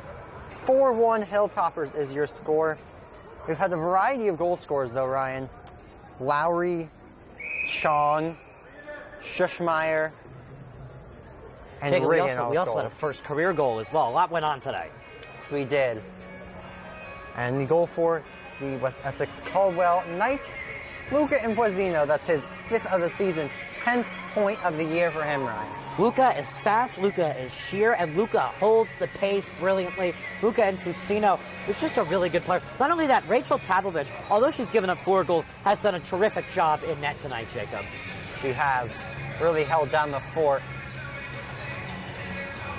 It's about 45 seconds until the 3rd period, Jacob. I think it's say expectations for the Knights. Shoot, shoot, shoot, and shoot. Just try and sneak it by Ryan Cohen. He's had trouble covering up the puck tonight, so be ready for the rebounds. Yes.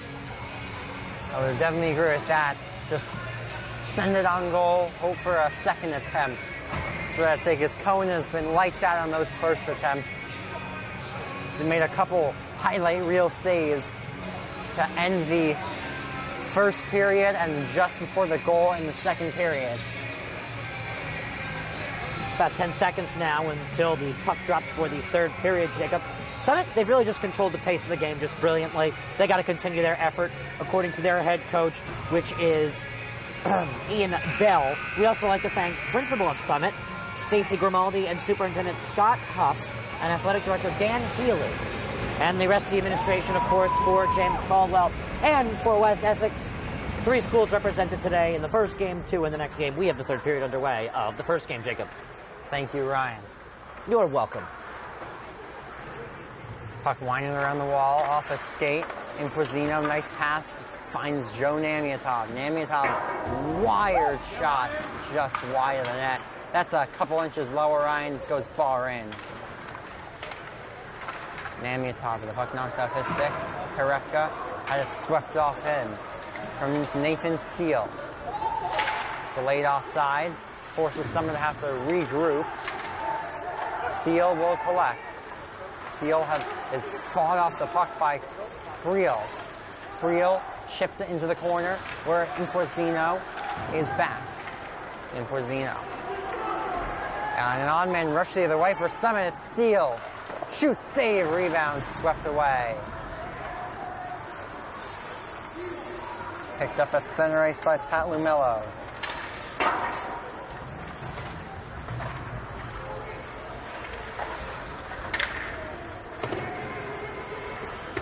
Looks like that chip pass will now have to regroup and turn it over to the Knights. Center on the wall. Picked up. Bergman will chip it out.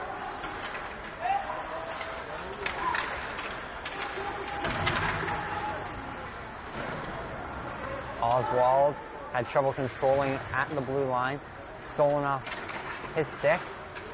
Goldfarb continues on. Wipes out. Sends it in front. Oh, rebound opportunity didn't go. Another chance in front. Snagged by Pavlovich. Some good opportunities there for the Hilltoppers to make it 5-1. They could not. Jacob, as we're getting closer to the McInnis Cup, I think it's safe to say, as I was saying earlier, the 2 teams that I think are going to make the upset runs will be Summit, and I think will also be West Essex. I really think that the 2 programs are just very fierce and very strong, just generally. And they've really produced good hockey. This is high-level hockey, Jacob. These 2 teams have really shown they're better than their record. Definitely agree with that. It's been a highly competitive game, even with the score that we have. West Essex definitely been able to hold their own as a drive and blocked in front. Doesn't go. Bergman tries to chip it out. Doesn't get it past Chong. His pass misses a few sticks and more of an icing call. about 2.25 minutes into this period. Well, Jacob, West Essex 5-4-1 last year. Summit last year 4-6 in that they lost in the quarterfinal round in the McInnis Cup to the champions, the Glen Rock Panthers. And I think their biggest win last year probably had to be their 8-2 win over VGR, who are currently in first in the Kelly division, and I think will likely be promoted back to McInnis next year. They really are a McInnis team. Yes, they are. Rashad, who whistles wide off a rebound in front. Sent to the corner. Hanley tries to get it out. He will. Namiatov chasing, but it's fired back in by Drew Goldfarb. Other side swept back around for Pryal. Hanley fights off Chong. Garcia there as well. Hanley tries to chip it ahead. Taken back by Nathan Steele. Steele has had good opportunities. And this one, a centering attempt at Goldfarb. That doesn't go. Another centering attempt redirected. And second opportunity is denied. Two great efforts and two great reads there by Rachel Pavlovich. Yeah, coming out on the second chance, robbing Pat Lamello. Lamello, another opportunity, and he scores on that one. 5-1 with 11:37 still to go in the third period. That was a real nice spinorama shot from Pat Lamello. It's his 4th goal of the season and his 5th of his high school career. Oh, and yeah, now he has 17 points in his high school career, too. And that's the 6th goal of the day, 5th for the Hilltoppers of Summit. And Jacob, Summit, their hockey team, they're now going to push themselves above 500 with the win tonight over West Essex if they can hold that 4-goal lead. Not only that, but they are a phenomenal athletic program, just generally. You know who advanced very far in the Tournament of Champions and is consistently, year after year, one of the best teams in the state of New Jersey? That is Summit Lacrosse. They challenge private schools to the fullest potential and are every year ranked in the top 10. We're going to see them this spring, probably a couple times on the D1 Media Pro page on the NHIIHL network. Romello trying to control again. He'll send it back to the top. Shot redirected wide. It was off the stick of Lowry. Chipped ahead. Trabb. These are collected by Bergman. Nice job to stay onside. Bergman sweeps it in deep. Trabb can't get a stick on it, and it's winded around. Back for Lowry. Real nice toe drag in the corner by Jordan Lowry. Will recollect. Alluding to my point, Jacob, last year, Summit 2nd in the state of New Jersey. They lost in the Tournament of Champions finals 11-7. Sorry, Ryan, bad turnover. Wrister blockered away by Pavlovich. Continue. It's okay, yes, they lost in the finals of the state of New Jersey in the Tournament of Champions 11-7 to the Don Bosco Prep Ironmen. Their record was 18-1 in 19 games. They dropped one game to the undefeated Don Bosco Prep Ironmen, the best team in the state of New Jersey. Other storied programs you might see this year, lacrosse-wise on the D1 Media Pro page on the NHIIHL network. I think we will see probably Seton Hall Prep and Montclair, two phenomenal programs in the Essex County area. Puck tripped all the way down. Thank you for that history tidbit on the Summit lacrosse team, as he said. Probably seen him a couple times on the D1 Media Pro page this spring. Jacob, not only that, we're looking forward to baseball this spring, too. West Orange Baseball, they announced a new head coach. Stefan Zakella, the head coach of the program for a long time. Gave away his wrestling job as well as his baseball job as the head coach of both programs. He's promoted to the athletic director now. The new head coach we're going to see, Blumkin, the JV coach, he'll take over for the program. You'll see their games on the D1 Media page on the NHIIHL network. You'll also see Seton Hall baseball down at the Kelly Athletic Complex, which I consider the Yankee Stadium of high school sports, on the D1 Media page on the NHIIHL network. And then, of course, Kevin Connolly, the voice of the St. Peter's Prep Marauders, a former player for him. He's now the voice of St. Peter's Prep Baseball and many other athletics as well. So we've got a lot of baseball coming up right here on the D1 Media page on the NHIIHL network. And, of course, I forgot to highlight Milburn and Cranford, two phenomenal programs that battled each other in exceptional rebound, they score! Second of the game for Luca Infosino. His 6th of the season. And it's a 3-goal game again, 5-2. West Essex trying to post a comeback. Yeah, 8:56 to go. We'll see how that goes. Real nice Rebound attempt there, buried by Infosino. 5-2. Second goal of the day for Infusino. Jacob, he's on hat-trick watch. Yes, he is. As we like to say, hat-trick watch. Simple as that. Players, 2 goals. Yeah. Looks like we'll bring it right back to the middle and drop the puck again. 8:51 left to go. Remember to stay tuned on the D1 Media page and the NHIIHL Network. We have more hockey here from Codey Arena. Livingston and Governor of Livingston. Battle of Livingston. Obviously, Livingston named after the town that they are in, which is Livingston, New Jersey, which is named after the first governor of New Jersey. And then Governor Livingston High School in Berkeley Heights, named after the first governor of New Jersey. They're both named after Governor Mr. William Livingston. Yes, Governor William Livingston, the first governor of New Jersey, who served in the mid to late 1700s, the first ever governor during the 13 colonies times after our great nation was established. Shot by Infosino, collected behind the net by Bergman. Get to the front. Bergman hovers along the blue line, sends it back to Karepka. Shift the other way, Goldfarb. Tipped ahead, Rubenstein.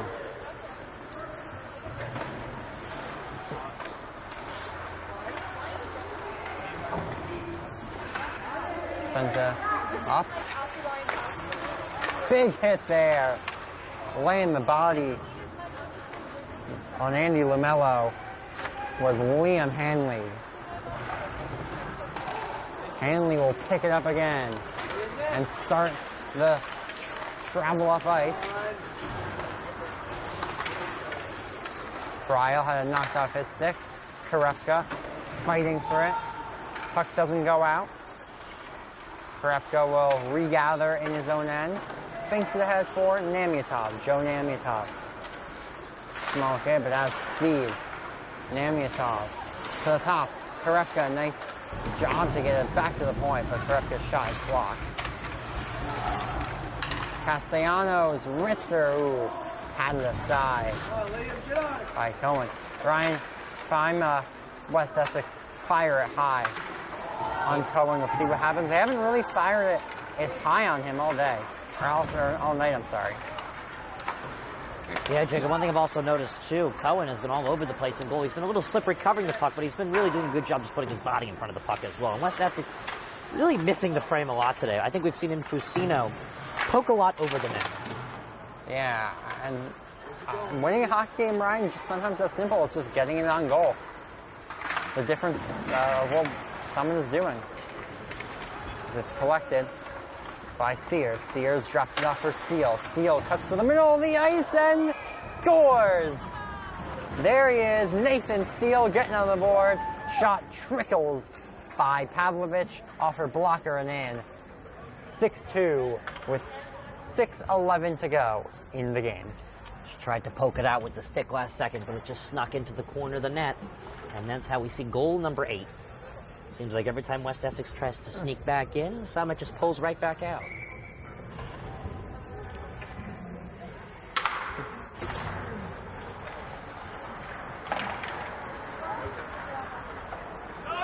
Sent in off of sticks and no icing. Lamello. Goldfarb now. Tries to chip it ahead. Rubenstein. Odd man rush. Centering attempt. Save made by Pavlovich. Excellent Good effort. stop by the junior goalkeeper. Looks like Pavlovich will probably have the starting spot next year, too, and I think she's no doubt about it ready for it. West Essex next year coming in. They're going to lose a lot of seniors, Jacob, but they're always, every single year, produce a lot of heavy talent. Ryan, as we have a high stick, I believe, on O'Hearn. Yeah. Or, I'm sorry, roughing on Tommy O'Hearn. He's going to be going to the box. 5:36 remaining. We're going to have a power play for the Hilltoppers and a chance to possibly build on their lead even further. Yeah, maybe make it a 5-goal difference. Really crush the spirits of the Knights. Off the draw, Schuschmeier sees a puck come out of the zone. Lowry Summit rolling with 2 defensemen here on this top power play unit. Sent into the corner. Riggin battling for it. Ryle chips it ahead.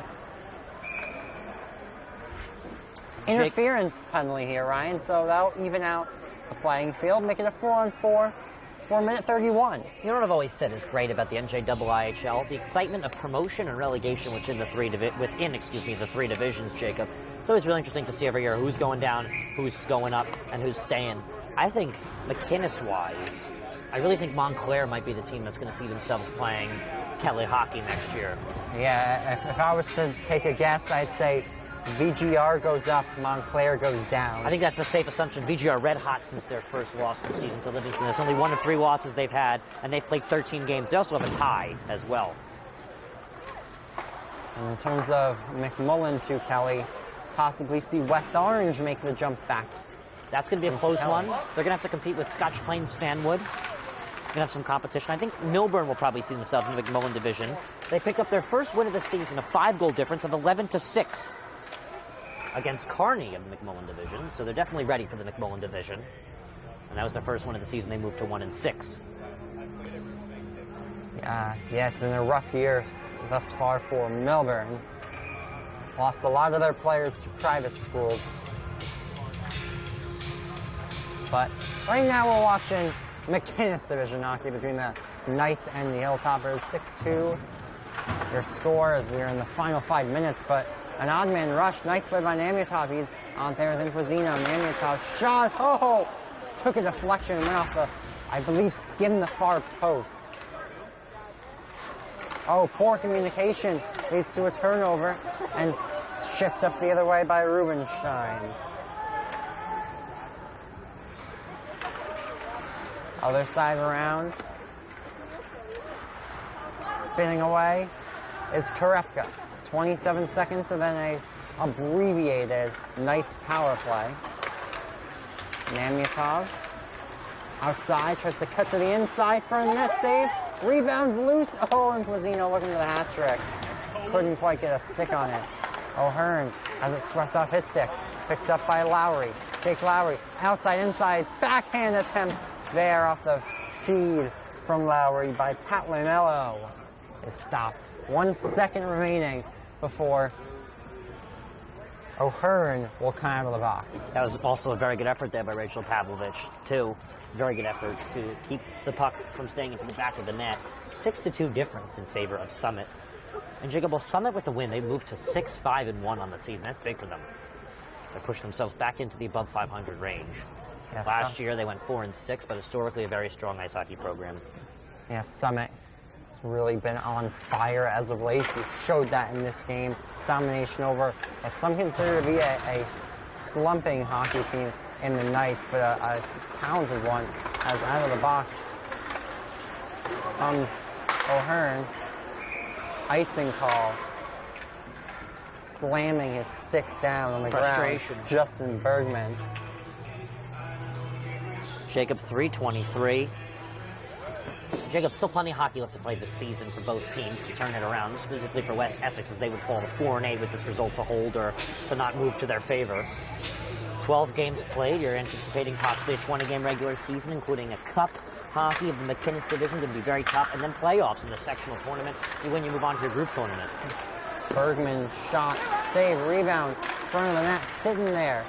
Bergman tries to throw it to the front. Rebound comes out. Bergman fighting for it. Penalty.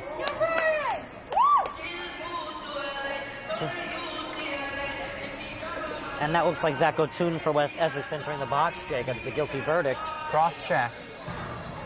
So another penalty.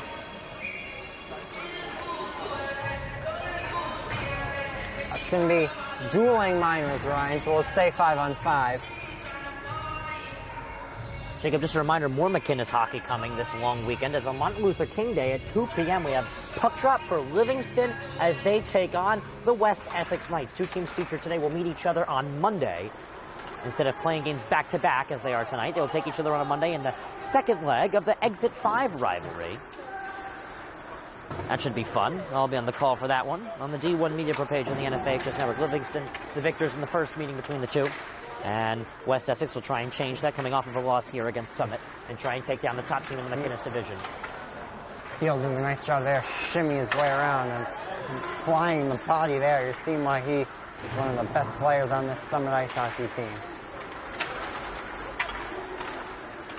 Chong fires in. O'Hearn.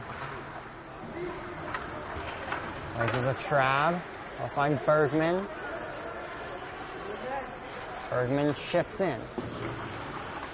A little over 2 minutes left. Puck comes out in front. And a shot, they score! 6-3. And a bullet off the stick of Sammy O'Hearn. The freshman gets his first goal of his high school career. What a wicked shot. That was just a sheer bullet that snuck by. Goal What score. a shot. Goal scorer shot there, Ryan. Yeah. Ryan Cohen just couldn't save that one. Just the shot was too good. As you said, O'Hearn was able to poke it through the net for a goal. That's big. O'Hearn, the Montclair Blues 18U AA club hockey player, showing off his goal-scoring skills now at the high school level as well as his first career goal. Nice shot by him. So we hear the Chicago Blackhawks goal horn being played, Ryan. That's right. Obviously, the way it works here at Codey Arena in West Orange, whoever the registered home team is gets to control the music and the loudspeaker system. Puck covered by Pavlovich there. Jacob, ice hockey sport. It doesn't really work in the case where every team can have their own home ice exclusively to themselves in their hometown. Livingston has to travel here for home games. West Essex and Caldwell both have to travel here for their home games. So, this is really just a hockey hub. There's like hockey hubs in New Jersey. There's a great arena in Princeton. Clary Anderson in Montclair is a cute arena, quote unquote. A lot of arenas in New Jersey that are hockey hubs. We also have a great arena in Madison, very similar to here at Codey Menin Arena. The Ice House in Hackensack is not everyone's favorite arena. That is also a hockey hub. A little outdoor hockey played there. No, one of my personal favorites, Warrenecco, home to the Westfield Blue Devils and Summit Hilltoppers. Centering attempt, almost banked in off the stick of Garcia. He did a nice job cutting to the net there. Oh, a little stickless kick right there, Jacob. Cryo playing some soccer. Yes, with skates on ice. Soccer on ice. Puck played along the wall. Namiatov to the top. Cryo bomb whistles wide. Namiatov to the top again. Karepka shot might have been deflected in front. Cryo. Under a minute left to play. He has rebound swallowed up by Ryan Cohen. 51 seconds remaining in this game. Jacob, Summit will move to 6-5-1, and I think they will move themselves back into one of the threats in the McInnis division in the NHIIHL. West Essex will fall to 4-8, second to last in the McInnis division, right in front of Montclair. They have a comfortable cushion away from the last place spot, but they really want to win games, work some momentum into the playoffs and some cup hockey. Definitely. So that is the goal. 51 seconds remaining. Bergman tries to center it. Karepka will send back in, delayed offsides. Bergman had to check back up, and he'll hop into the stick of Trabb. Back the other way. Lowry goes off a stick. Less than 30 now. Castellano, being played by Bergman. Bergman gets hammered. Oh, a quad fly right there, Jacob. 4 went flying, and now we have some extracurricular activity. Ryan Justin Bergman. Jacob, Jordan Lowry looked like he just fell in white paint. Half his body just covered with ice. Yes, he was really intent on not letting Bergman get a chance there. 11.5 seconds remaining.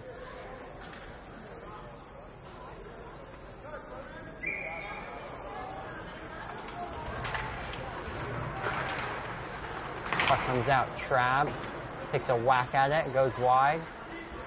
5 seconds, 4, 3, 2, and 1. Summit Hilltoppers take this one 6-3 over the West Essex-Caldwell Knights. Knights fall to 4-8. Hilltoppers move up to 6-5-2. Their win streak continues. Thank you for joining us here on the D1 Media Pro page on the NHIIHL Network. Remember, join us for the second game of this back-to-back here at Codey Arena between Livingston and Governor Livingston. With all that, if you are not going to be joining us for that game, have a great rest of your evening. He's going to take it himself for a championship. A double play wins it from Fraser. Turn it to the end zone. What a catch. McInnis on touchdown.